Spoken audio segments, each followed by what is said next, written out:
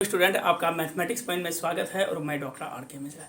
चूँकि अभी जो हम लोग का टॉपिक चल रहा है वो चल रहा है differential calculus BSc part 1 paper 2 में, जिसमें कि हम लोगों ने लगभग जो है successive differentiation, Leibniz theorem, Maclaurin's theorem और टेलर्स थ्योरम से रिलेटेड प्रॉब्लम को किए और उससे रिलेटेड जो है जो भी थ्योरम था उस चीज़ को प्रूफ किए।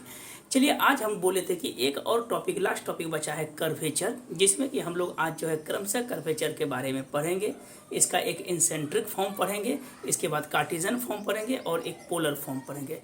तो मोर देन हमको लगता है कि 1 से 2 वीडियो में आपका कंप्लीट हो जाएगा। आज हम कोशिश करेंगे कि कर्वेचर के बारे में, रेडियस ऑफ कर्वेचर क्या है, सेंटर ऑफ कर्वेचर क्या है, इसका इंसेंट्रिक फार्मूला क्या होता है। तो आज बेसिक्स जितना भी टोटल है उसके कॉन्सेप्ट को अच्छी तरह से पढ़ेंगे और एक इससे रिलेटेड प्रॉपर्टीज़ भी पढ़ेंगे। इसके बाद जस्ट एक और वीडियो आएगा जिसमें कि हम लोग जो है लगभग इससे रिलेटेड प्रॉब्लम को क्लियर कर देंगे। तो आपका जो है एक क्वेश्चन डिफरेंशियल कैलकुलस का कंप्लीट हो गया है। इसके बाद जो सेकेंड क्वेश्चन के लिए हो सकता है कि हम लोग इंटीग्रल कैलकुलस की ओर आगे बढ़ेंगे। तो चलिए, आज हम लोग शुरू करते हैं कर्वेचर। एकदम से बेसिक चीज़ को पढ़ेंगे कि एक्चुअल में कर्वेचर होता क्या है, इसका क्या क्या पोर्शन है। देखिए, जनरली कर्वेचर में पहले क्या क्या पढ़ना है तब समझाते हैं डेफिनेशन। कर्वेचर का जो टॉपिक है मेनली जो पढ़ना है हमको, रेडियस ऑफ कर्वेचर है, एक पोर्शन है रेडियस ऑफ कर्वेचर, सेकेंड है सेंटर ऑफ कर्वेचर, थर्ड है कॉर्ड ऑफ कर्वेचर और फोर्थ है सर्कल ऑफ कर्वेचर। ये 4 चीज़ अगर हम लोग बेसिकली जान लेते हैं तो शायद आने वाला प्रॉब्लम में हम लोग को परेशानी नहीं होगी। तो चलिए, आज हम लोग समझते हैं कि इसका जो टॉपिक हम लोग क्या क्या पढ़े। तो radius of curvature, centre of curvature, chord of curvature और सर्कल ऑफ कर्वेचर, ये 4 पोर्शंस हैं। तो पहले समझाते हैं कि एक्चुअल में जो है कर्वेचर होता क्या है। तो सबसे पहले अगर कर्वेचर की बात होती है तो इसका मतलब होता है किसी भी चीज़ का बेंडिंग करना, इट मीन्स की मोड़ना। जैसे मान लीजिए कि कोई एक स्ट्रेट लाइन है या रॉड है, अगर हम इसको मोड़ते हैं तो कुछ ना कुछ कर्व देगा और अधिक मोड़ेंगे और अधिक मोड़ेंगे। इट मीन्स कहने का मतलब क्या हुआ कि ध्यान से देखिएगा कि कभी कभी आप जनरली देखे होंगे कि जैसे कि हम लोग विदाउट हिल स्टेशन की ओर नहीं जाते हैं। एक सिंपल देखते हैं कि अगर कहीं भी देखते होंगे कि कहीं चौराहा हो तो मुड़ना पड़ता है, मतलब कि चौराहे की ओर अगर चलते हैं और कहीं न कहीं अगर मतलब बाइक से चलते हैं या अदरवाइज कार हो या फिर साइकिल से, तो एक बेंडिंग होता है जैसे कि कर्व पार्ट में। लेकिन यही हिल स्टेशन की ओर पढ़ते हैं तो उसमें बेंडिंग बहुत ज़्यादा होता है। इट मीन्स कहने का क्या मतलब हुआ कि जैसे सपोज कीजिए कि अगर ये चीज़ हम लेते हैं, एक मिनट यहाँ पे थोड़ा सा, कर्वेचर का मतलब जनरली हम लोग क्या बोलेंगे तो बैंड बोलेंगे, बेंडिंग करना किसी भी चीज़ का। जिसे सपोज कीजिए इस चीज़ को पहले मिटाते हैं तब समझाते हैं कि रेडियस ऑफ कर्वेचर क्या होता है, centre of curvature, circle of curvature क्या होता है। तब इससे रिलेटेड जो है एक फॉर्मूला हम लोग देखते हैं और ध्यान से फिर इसके बाद जो है प्रॉब्लम की ओर आगे बढ़ेंगे। चलिए, समझने की कोशिश करते हैं कि एक्चुअल में कर्वेचर होता क्या है। तो जनरली अगर कर्वेचर की बात होती है, जैसे कोई रॉड है तो अगर हम इसको मोड़ते हैं, एक ये हुआ, मोड़ने का क्रम समझिएगा, फिर थोड़ा सा और इसको कर्व करते हैं, ये आया, फिर और थोड़ा सा कर्व करते हैं, ये पोर्शन आया, और कर्व करेंगे तो ये आ जाएगा, और इससे कर्व करेंगे ये चीज़। इसमें क्या देखते हैं कि ये भी एक कर्व पार्ट है, इसमें भी कर्व है, इसमें भी कर्व है। लेकिन जब कंपेयर करते हैं, ध्यान से देखिएगा, जब कंपेयर की ओर आती है तो धीरे धीरे देखते हैं हम लोग क्या कि कंपेयर करने के बाद कि इसका जो कर्व का बेंडिंग है इसके रेस्पेक्ट में इसका अधिक है, ग्रेटर है, इससे भी इसके रेस्पेक्ट में क्या है, ग्रेटर है, ये भी ग्रेटर है, ये भी ग्रेटर है। तो ऑब्वियस है कि इस फॉर्म में अगर हम लोग देखते हैं तो ये जो हम मतलब कि कंपेयर किए हैं एज ए बैंड के रूप में, कि जितना मैक्सिमम बेंडिंग होगा, जितना मैक्सिमम क्या होगा बैंड, इट मीन्स कि मैक्सिमम कर्वेचर होगा, उसका मिनिमम रेडियस होगा। कहने का मतलब क्या हुआ कि जैसे देखिए इसका जो कर्व है, कोई 2 पॉइंट्स अगर लेते हैं, इसके अकॉर्डिंग को अगर हम एक सर्कल खींचते हैं, ये सर्कल खींचे, फिर इसके भी रेस्पेक्ट में मान लीजिए कि एक सर्कल खींच रहे हैं, इसके भी रेस्पेक्ट में एक सर्कल खींच रहे हैं, इसके भी रेस्पेक्ट में एक सर्कल खींच रहे हैं, और ये भी रेस्पेक्ट में देखिए सर्कल खींच रहे हैं। तो देखते हैं क्या कि अगर मैक्सिमम बैंड होगा तो इसका रेडियस अधिक होगा। इसमें देखिए इससे रेस्पेक्ट में ये रेडियस कम है, ये रेडियस कम है, ये रेडियस कम है और ये रेडियस कम है। हम लोग क्या देखते हैं कि अगर कर्वेचर मैक्सिमम हो तो उसका रेडियस क्या होगा, मिनिमम होगा। अर्थात क्या हुआ, अगर मैक्सिमम कर्वेचर है, देखिए यहाँ पे तो बहुत ज़्यादा कर्व कर रहा है, मैक्सिमम कर्वेचर, तो इसका जो रेडियस होगा वो हर हमेशा क्या होगा, तो मिनिमम होगा। और अगर मिनिमम कर्वेचर होगा, अगर मिनिमम कर्वेचर होगा तो इसका जो रेडियस क्या होगा, तो मैक्सिमम होगा। इट मीन्स कहने का मतलब क्या हुआ कि जितना अधिक बैंड होगा, जितना अधिक बैंडिंग होगा, उतना ही उसका रेडियस जो होगा वो क्या होगा, मिनिमम होगा। और जितना कम बैंड होगा, मिनिमम बैंड होगा, उतना ही उसका रेडियस क्या होगा, मैक्सिमम होगा। कहने का मतलब क्या हुआ, अगर दोनों को कंपेयर किया जाए तो एक दूसरे से जो है, दैट मीन्स की कर्वेचर जो है, कर्वेटेड इन्वर्सली प्रोपोर्शनल टू क्या हो जाएगा, रेडियस ऑफ सर्कल का, या रेडियस ऑफ कर्वेचर का, रेडियस ऑफ क्या है, सर्कल। इट मीन्स क्या हुआ, कर्वेचर अगर maximum, radius of curvature circle का मिनिमम, ये मिनिमम तो ये मैक्सिमम, यही दोनों में रिलेशन है। कभी कभी पूछता है कि रेडियस ऑफ कर्वेचर और कर्वेचर में दोनों के बीच का जो रिलेशन है वो क्या है, तो हम लोग जान गए क्या चीज़ है, तो इन्वर्सली प्रोपोर्शनल है। क्या है, तो इन्वर्सली प्रोपोर्शनल है। Radius of curvature, radius of curvature, जितना रेडियस ऑफ कर्वेचर, ध्यान में रखिएगा, जितना अधिक होगा, जितना अधिक होगा उतना ही रेडियस ऑफ सर्कल क्या होगा, कम होगा। जितना अधिक होगा, इट मीन्स कहने का क्या मतलब हुआ कि जितना कर्व पर खींचते हैं, जितना अधिक होगा उतना ही उसका रेडियस क्या होगा, कम। ये दिमाग में एक आ गया। एक बार ओवरव्यू हम कर देते हैं कि मान लीजिए कि ये मेरा कर्व है, बैंडिंग है, तो यहाँ पे से अगर हम सर्कल को खींचेंगे तो ऑब्वियस है कि इसका रेडियस अधिक होगा। लेकिन अगर बैंड बहुत कम हो, मतलब कि बहुत अधिक हो, बहुत अधिक हो, तो इसका रेडियस ऑफ सर्कल क्या होगा, मिनिमम होगा। ये चीज़ समझ में आ गया। अब हम लोग मेनली जो पढ़ना है, इसमें पढ़ना है radius of curvature, centre of curvature, circle of curvature, सब में क्या अंतर है। तो चलिए आगे बढ़ते हैं इस चीज़ को लेके। अब ध्यान से देखिएगा, ये चीज़ सिर्फ ध्यान में रखना है, ठीक है। और इन्वर्सली प्रोपोर्शनल होता है, वो चीज़ रखना पड़ेगा। अब देखिए, जनरली अगर हम लोग करेंगे कि कर्वेचर का मतलब ये होता है क्या है, it means of that band करना, मतलब मोड़ना, ठीक। अब देखिएगा आगे बढ़ते हैं। इसमें तीन चीज़ है, एक है सर्कल ऑफ कर्वेचर। देखिए हम लोग दो कर्व लेते हैं, ये कर्व है मेरे पास, और इसमें इसके अकॉर्डिंग अगर हम एक सर्कल खींचेंगे इस तरह से, देखिए अगर बेंडिंग लिए और अगर दो पॉइंट के बीच कांस्टेंट रेट ऑफ चेंज से अगर कोई भी पार्टिकल्स बढ़ता है, कांस्टेंट रेट ऑफ चेंज के साथ बढ़ता है, तो एज ए फॉर्मेशन वो जो देता है, दैट इज कॉल्ड सर्कल का फॉर्मेशन देता है, जिसका सेंटर से कहीं पे भी दूरी लेंगे उसके सरकमफेरेंस से, तो सभी का दूरी क्या होगा, इक्वल होगा। ये चीज़ समझ में आ गया। अब देखिए मान लेते हैं कि 3 पॉइंट लेते हैं, एक लेते हैं Q, कौन सा ऐड करते हैं, एक P है और दूसरा क्या है, R है। ये 3 पॉइंट है। तो हम लोग क्या बोलेंगे, सेंटर की ओर जब चलते हैं तो इसका कुछ ना कुछ सेंटर होगा, तो इस सेंटर को हम लोग कहते हैं, C को सेंटर ऑफ कर्वेचर। ध्यान से देखिएगा, C जो मेरा कहलाएगा वो क्या कहलाएगा, सेंटर ऑफ कर्वेचर। इस जगह से लेके ये जो दूरी होगा इसको कुछ ना कुछ R देंगे, तो दैट मीन्स कि C से R जो होगा वो मेरा हो जाएगा क्या चीज़, तो radius of curvature, radius of curvature हो जाएगा। और इसके बाद ये जो पॉइंट है, इस तरह का जो लेंथ ऑफ आर्क देता है, दैट मीन्स कि ये जो आर्क ऑफ पॉइंट है, दैट मीन्स कि ये जो PQR के पॉइंट की ओर लेते हैं, तो ये मेरा हो जाएगा, that is called chord of curvature.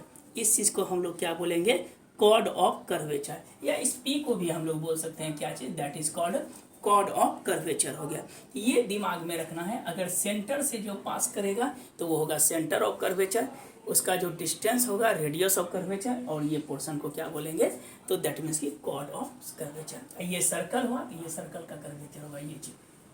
तो ध्यान में जनरली यही रखना है, maximum bending minimum radius, minimum bending maximum radius of curvature, यही रिलेशन है इन्वर्सली प्रोपोर्शनल में। अब हम लोग चलते हैं, सबसे पहले ध्यान से देखिएगा, जनरली कर्वेचर को जो है हम लोग रो से डिनोट करते हैं, या इसको हम लोग ऐसे भी बोलते हैं, अभी तुरंत बताएं कि कर्वेचर का जो है वो इन्वर्सली प्रोपोर्शनल टू क्या होता है कि 1/रेडियस के फॉर्म में, तो 1/ इसको के भी कप्पा भी बोलते हैं, KAPPA कप, केपा भी बोला जाता है, कहीं कहीं कप्पा भी बोला जाता है, तो उसको हम लोग एक सिंबल दिए R rho, that is called radius of curvature. चलिए इस चीज़ को हम लोग समझने की कोशिश करते हैं, बेसिक्स इसका यही है। चलिए आगे बढ़ते हैं।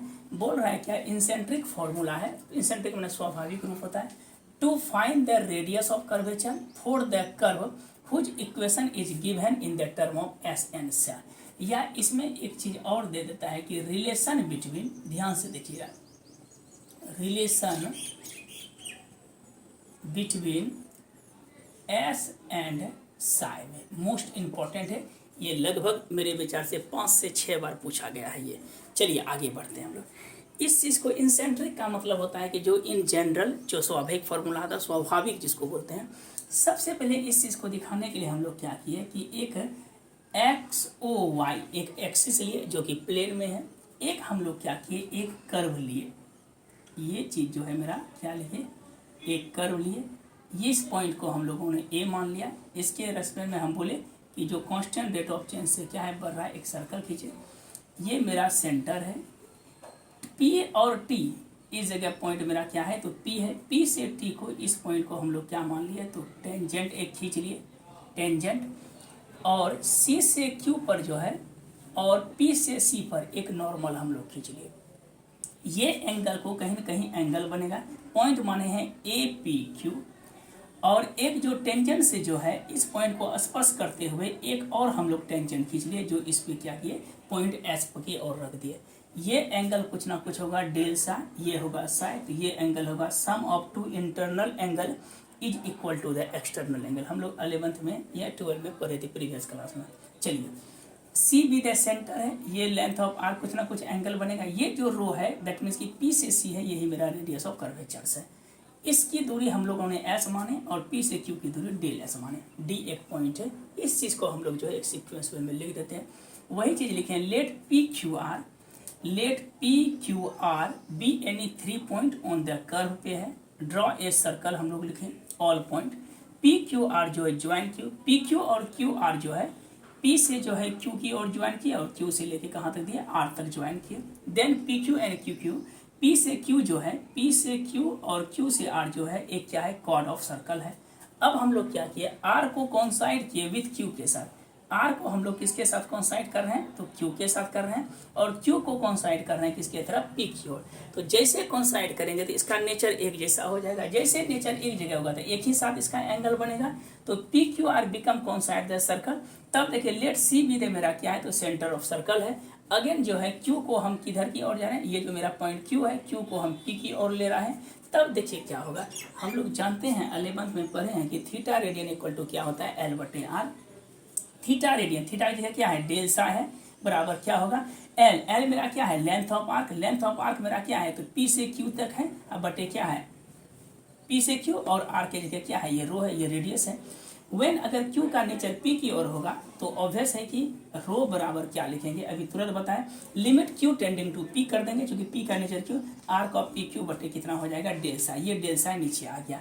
अब देखिए क्या लिखेंगे, लिमिट डेल सा टेंडिंग टू अगर जीरो कर देंगे, क्यों किए जीरो, जब P का नेचर Q के जैसा होगा तो एक ही लाइन पे बनेगा, जब एक लाइन पे बनेगा पॉइंट तो ये एंगल क्या होगा, या तो 0 डिग्री हुआ तो 180 डिग्री, तो उस समय जो एंगल हम लिए 0 डिग्री लिखे, यही डेल एस बटे डेल साइ जो है किसमें कन्वर्ट हो गया डी एस बटे डी साइ, यही डी एस बटे डी साइ जो है इसको क्या बोलेंगे radius of curvature of circle, radius of curvature of क्या हो जाएगा सर्कल। अब इस चीज़ को थोड़ा सा बढ़ाते हैं, स्क्रीनशॉट ले लीजिए, थोड़ा सा और है रेडियस, अब रिलेशन यही चीज़ बोलता है निकालने के लिए, ठीक है।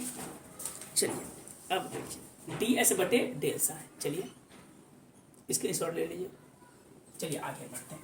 अब देखिए डेल एस बटे क्या लिखे हैं हम लोग तो डेल साइ लिखे हैं, जैसे डेल एस बटे डेल साइ लिखे हैं, अब ध्यान से देखिएगा इसका कुछ एक रिलेशन बनता है, डेल साइ बटे डेल साइ। अब हम लोग क्या करते हैं, मान लेते हैं क्या कि अगर radius of circle, let radius of, अगर सर्कल क्या हो ए हो, तो इस फिगर में हम लोग क्या देखते हैं, तो हम लोग लिख सकते हैं क्या चीज़, अभी जस्ट लिखे हैं कि डेल एस, ध्यान से देखिएगा, वो कितना रेडियस ऑफ सर्कल, अगर क्या मेरे पास ए हो, ये चूंकि रो के बदले में, तो रो के जगह हम लोग क्या लिखेंगे, ए इज इक्वल टू हो जाएगा कितना, तो डी एस आप बटे क्या लिखेंगे, डी साइन, चूंकि रेडियस ऑफ सर्कल अगर क्या हो, ए हो, रेडियस ऑफ सर्कल जो है ये मेरा क्या माने हैं, रो माने हैं, तो इसके बदले में अगर ए हो तो हम लोग लिख सकते हैं दैट इज कॉल्ड, ये पोर्शन को हम लोग क्या मानेंगे, तो ये मानेंगे ये रो है, तो रो बराबर कितना हो जाएगा ए, तो ये मेरा ए जो है ये कैसा टर्म है, कांस्टेंट टर्म है। तो पूछता है कभी कभी ऑब्जेक्टिव में कि रेडियस ऑफ सर्कल जो होता है, रेडियस ऑफ सर्कल जो है वो कैसा टर्म है, तो इज कांस्टेंट। ये ऑब्जेक्टिव में बराबर पूछा है कि रेडियस ऑफ सर्कल जो होता है ये क्या है, तो कांस्टेंट। एक ऑब्जेक्टिव दिमाग में रखिएगा, ऑब्जेक्टिव में देता है कि radius of circle is, A number में दे देगा रेडियन, बी में देगा कांस्टेंट, तीसरा में देगा वेरिएबल या नन ऑफ दिस, तो हर हमेशा क्या होता है, तो कांस्टेंट होता है। चलिए ये चीज़ समझ में आ गया। अब देखिए इसमें क्या होता है, बोलता है कि फाइंड द, इसी से रिलेटेड ये चीज़ हर एक में आपको लिखना पड़ेगा, जो भी सवाल देगा, छोटा छोटा सवाल देता है, लेकिन इस पोर्शन को आपको लिखना होगा हर एक प्रॉब्लम में। जैसे कि मान लीजिए कि क्वेश्चन और रखता है, कहता है कि to find the radius of curvature, to find the radius of curvature at the point S और साई के बीच है, S and psi of the curve, S बराबर क्या आता है, तो सी टेन साई। ये कभी कभी रिमार्केबल कंडीशन में पूछता है कि to find the radius of curvature निकालना है, पॉइंट किस पे है, एस और साई पे। यदि एस मेरा क्या हुआ तो लेंथ ऑफ आर्क हुआ, और साई मेरा क्या है, एंगल है ऑफ द केंद्र से। तो इस चीज़ को देखने के लिए हम लोग क्या करेंगे, सबसे पहले देखिए, चूंकि एस बराबर दिया है कितना, तो सी टेन साई, तो हम लोग को डी एस बटे डी साई के रेस्पेक्ट में इसको क्या किए, डिफ्रेंशिएट किए। डिफ्रेंशिएट इसलिए किए कि हमको चाहिए रेडियस ऑफ कर्वेचर, और रेडियस ऑफ कर्वेचर क्या होता है, डेल एस बटे डेल साई होता है। तो हम किसके रेस्पेक्ट में किए, तो differentiate with respect to psi. देखिए क्या हो जाएगा, सी टेन को लिख सकते हैं क्या चीज़, तो सेक स्क्वायर साई लिखेंगे, कहीं कोई दिक्कत नहीं। तो देयरफॉर देखिए ये कहता है डी एस बटे डेल साई को हम लोग क्या लिखें, रो बराबर क्या हो जाएगा, सी सेक स्क्वायर साई।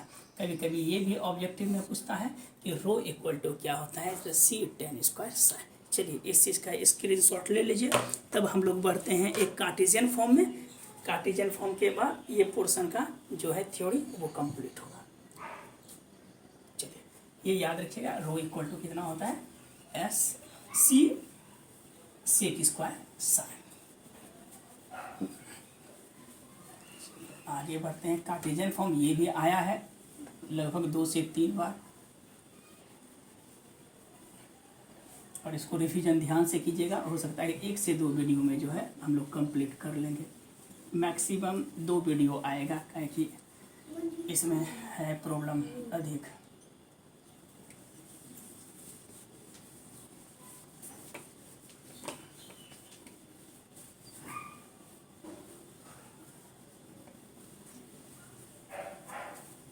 चलिए आगे बढ़ते हैं हम लोग प्रॉब्लम की ओर, ध्यान से देखिए।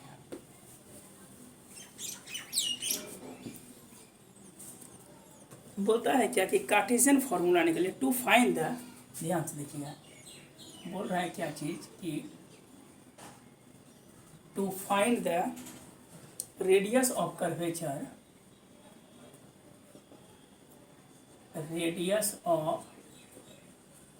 To find the radius of curvature for Cartesian form. Most important Cartesian form of the curve y equal to कितना है, fx। देखिए radius of curvature Cartesian form में निकालना है, y इक्वल टू, जहाँ भी कार्टेशियन फॉर्म रहेगा हमेशा x और y के बीच में रिलेशन होगा। चलिए इस चीज़ को देखते हैं। सबसे पहले इक्वेशन में जो हम लिखाए हैं सर्कल का थोड़ा सा थ्योरेटिकल पार्ट बना दीजिएगा सर्कल के रूप में, मतलब कि हम लोग जो प्रूफ किए हैं ds बटे dy वहाँ तक लिख दीजिएगा। इसके बाद आगे बढ़िएगा। तो सिंस वो लिखने के बाद y बराबर कितना दिया है, तो fx दिया है, और हम लोग जानते हैं कि वी नो दैट हम लोग कि टेंजेंट जो होता है दैट मीन्स कि टेन साई जो होता है वो क्या होता है, तो dy बटे dx। ये चीज़ हम लोग प्रीवियस क्लास में 12 में ही पढ़े हैं कि ये जो टेन साई जो होता है दैट मीन्स कि कोई कर्व अगर खींचते हैं, ये एंगल क्या होता है साई, तो अगर टेन साई क्या निकालते हैं, स्लोप है, तो dy बटे कितना हो जाएगा dx। अब इसको डिफ्रेंशिएट करते हैं, डिफ्रेंशिएट विथ रेस्पेक्ट टू किसके रेस्पेक्ट में, तो x के रेस्पेक्ट में। Differentiate with respect to x, तो ये हो जाएगा 10 का क्या हो जाएगा, तो सेक स्क्वायर साई, और फिर साई का हो जाएगा डी साई बटे किसके रेस्पेक्ट में कर रहे हैं, तो dx के रेस्पेक्ट में कर रहे हैं। इधर देखिए dy बटे क्या हो जाएगा, ये d2y बटे कितना हो जाएगा, तो dx2 हो जाएगा। यहाँ तक किसी को कोई दिक्कत नहीं है। हम लोग क्या किए, डिफ्रेंशिएट विथ रेस्पेक्ट टू किसके रेस्पेक्ट में किए, तो साई के रेस्पेक्ट में किए। जैसे साई के रेस्पेक्ट में किए तो dy बटे dx हो गया 1 बटे। अब इस चीज़ को ध्यान से देखिएगा, सेक स्क्वायर कितना है, तो साई है, तो हम लोग क्या लिखेंगे इस चीज़ को कि sec square psi, sec square psi है। इस चीज़ को हम लिख सकते हैं कि डी साई बटे डी एक्स, या डी साई बटे, ध्यान से देखिएगा, D S into D S बटे क्या लिखेंगे, D x equal to d2y बटे dx2। हम लोग देखिए ये दोनों कैंसिल हो गया, कोई फर्क नहीं पड़ा। इससे हमको एक बेनिफिट मिलेगा क्या, अभी जस्ट हम लोगों ने पढ़े हैं, क्या पढ़े, तो ds बटे डी साई जो होता है वो क्या होता है, रो होता है। इस चीज़ को पुट करते हैं हम लोग, तो हम लोग लिख सकते हैं सेक स्क्वायर साई इंटू 1 बटे रो हो जाएगा, क्योंकि डी साई बटे डी एक्स है, इसको हम अपोजिट कर दिए। यहाँ पे से हम लोग लिख सकते हैं क्या चीज़, कि डी साई बटे डी एक्स इक्वल टू 1 बटे रो कर दिए, इंटू हम लोग क्या लिखेंगे, तो डी एस बटे D X is equal to d2y बटे dx2। यहाँ तक कहीं कोई दिक्कत नहीं है।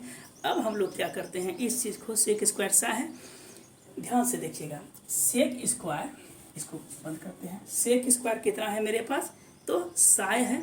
यहाँ पे लिख सकते हैं कि सेक स्क्वायर साई बटे रो, और 1 बटे कॉस साई ds बटे dx को देखिएगा ध्यान से, सेक स्क्वायर साई इंटू 1 बटे रो लिख दिए। अब देखिए ds बटे dx, ds बटे क्या लिखेंगे, तो ds बटे dx को हम लोग लिख सकते हैं 1 बटे कॉस साई। समझाते हैं ये कहाँ से है, बराबर लिख सकते हैं क्या चीज़, तो d2y बटे dx2। ये चीज़ हम लिख सकते हैं d2y बटे dx2। अब दिमाग में चलता होगा कि ये ds बटे dx कैसे आया। अभी जस्ट हम लोग पढ़े थे कि tan साई इक्वल टू क्या होता है, सॉरी हम लोगों ने पढ़े थे कि ds बटे डी साई, ध्यान से देखिएगा, ds बटे D psi equal to C sec square psi. इसी के रेस्पेक्ट में ds बटे dx हम लोग जो है 1 बटे कॉस साई लिख दिए। इसको हम लोग क्या किए, रिवर्सिंग कर दिए।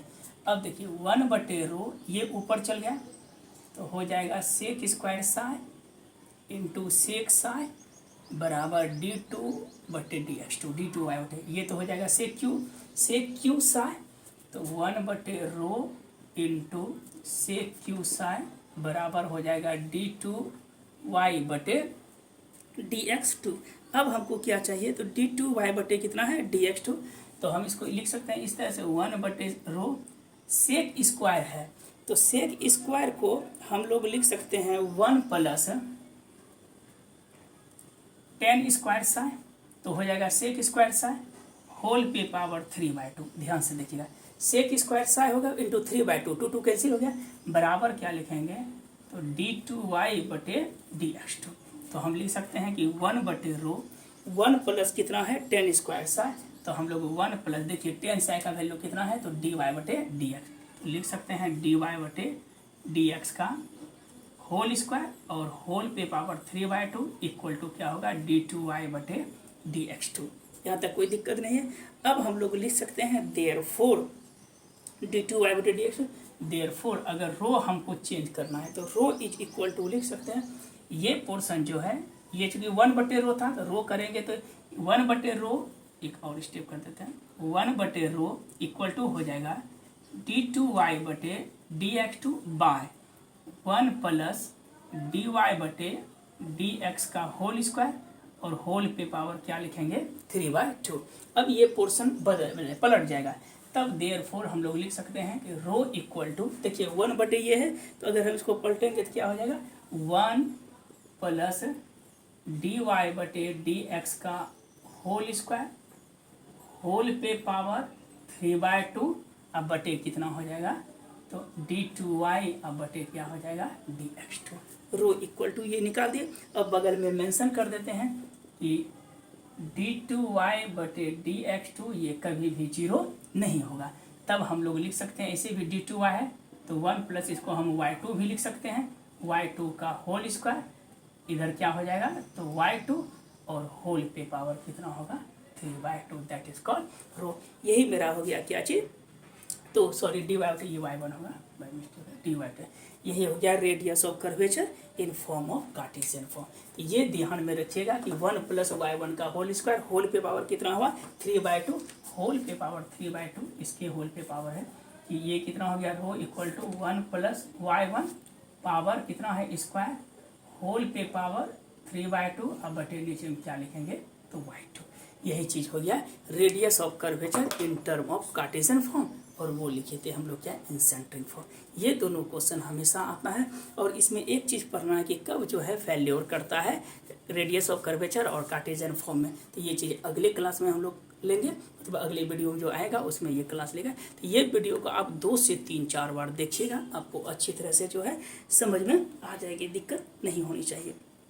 ये चीज़ लिखे, और एक सेकेंड देखिएगा यहाँ पे कि ds/dx ये फॉर्म ही होता है, ds/, ये लिख देते हैं, ये cos साई होता है यहाँ पे, ये ds/dx इक्वल टू होता है 1/cos साई, 1/cos साई को क्या लिखेंगे तो sec साई, तो ds/dx का इन टर्म ऑफ 10 में करेंगे तो ये होगा कितना तो cos साई। चलिए इतना दूर तक हम लोग रहने देते हैं, फिर नेक्स्ट वीडियो में जो है हम लोग आगे की और क्लास बढ़ाएंगे। तो आज के लिए इतना ही, धन्यवाद वॉचिंग द वीडियो।